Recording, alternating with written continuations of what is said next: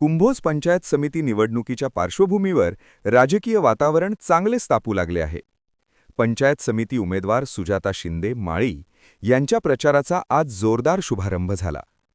कार्यकर्त्यांच्या संकटकाळी संतोष माळी अशा घोषणांनी आणि समर्थकांच्या मोठ्या उपस्थितीमुळे संपूर्ण परिसर दणाणून गेला. यावेळी माजी पंचायत समिती सदस्य संतोष शिंदे माळी यांनी थेट मतदारांशी संवाद साधला. यावेळी संतोष शिंदे म्हणाले, आजपर्यंत कधीही जातपात न पाहता समाजकार्य केले.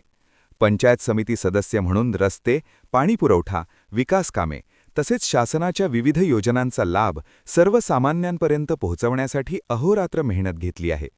मी केलेल्या कामांची पोचपावती जनता नक्कीच देईल.